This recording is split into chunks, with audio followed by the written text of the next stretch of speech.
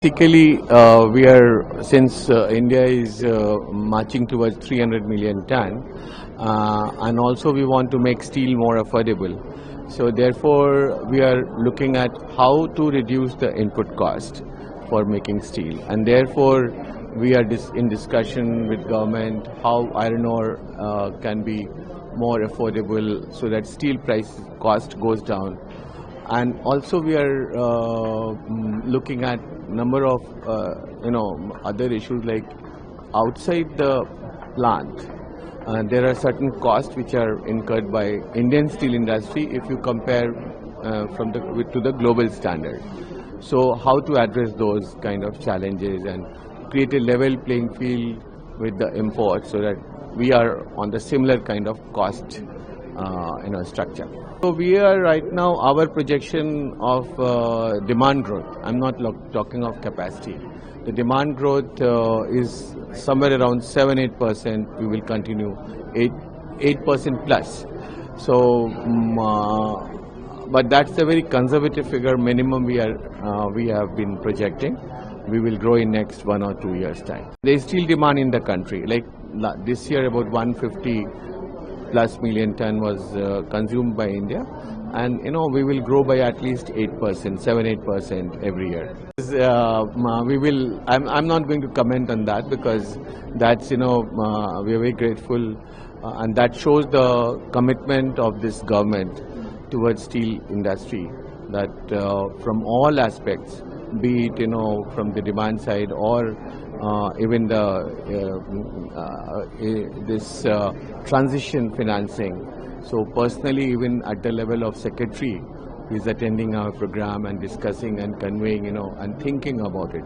So it was a deliberation. I will not take those comments as a concrete policy, but it definitely is very encouraging for us that at secretary level they are discussing with all the industry leaders and trying to understand what can be the way forward for the green transition for Indian steel industry. Yeah, those things are already there. You know that there is a safeguard which has come, and there's an anti-dumping petition against Vietnam, which already government has announced action on that. So these are some of the action, and then I can't comment right now further what all things are there. But globally you are aware that number of and as you must have seen during the presentation today of OECD, that how so many countries are taking action on steel side only. So specific, I don't want to make any comment. So if you look at India is committed by 2070 for net zero, but most of the important members, our ISA members, they are committed much in advance of 2070 to achieve net zero. So India has not been exporting in steel exports to US has not been much.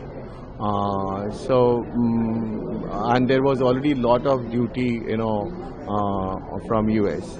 So far as steel is concerned, there is no change in the tariff. It was 50% earlier also, it is 50% now also, not for us, for everyone. So there is no difference between India and others except UK, which has 25% for certain conditions. So I don't think there is any impact. Steel is different and others are different. So you separate steel from this US tariff discussion which is going on about 50%. As this government is very proactive to support the industry, and that is why we are right now planning for 300 million ton. Honorable PM announced in April 500 million ton, and he has been talking about steel industry as a sunrise industry.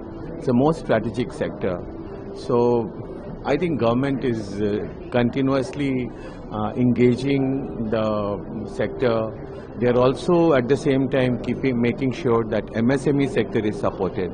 You would have seen many of the advertisements from Indian Steel Association side that please go to our member company, and we have been promoting, we are trying to help.